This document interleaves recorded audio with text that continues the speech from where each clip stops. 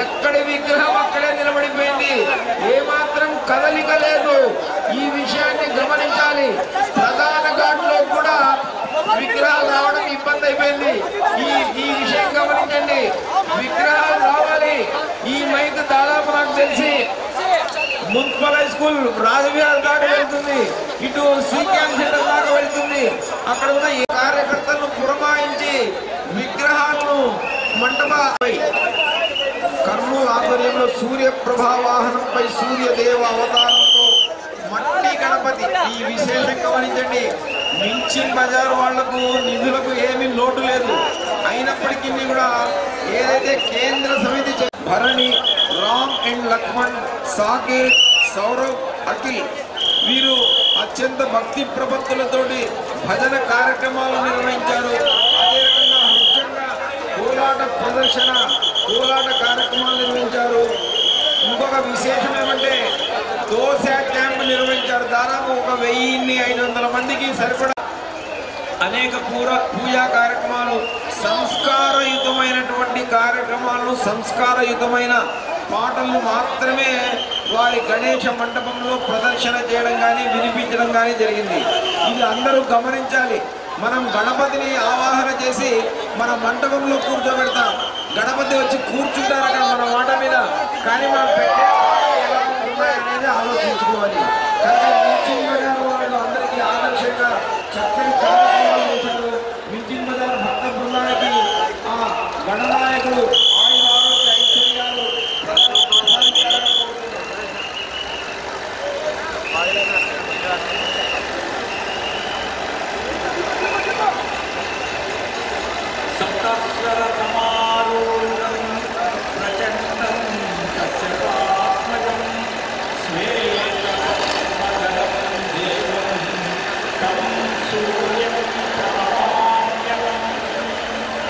సూర్యనారాయణ స్వామి ప్రత్యక్షంగా మనకు కనిపించిన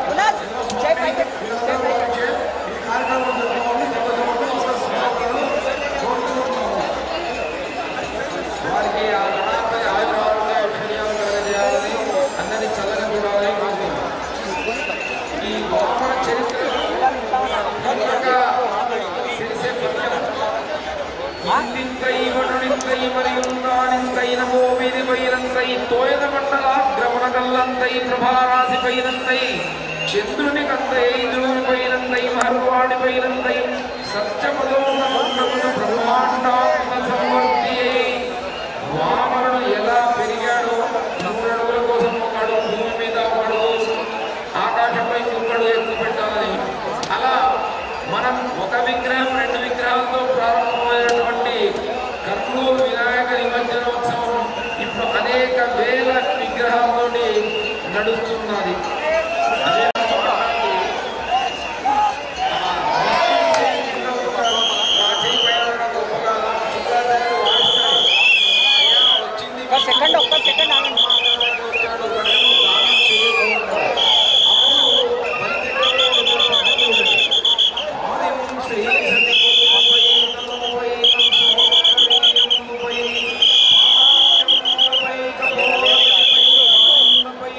Vision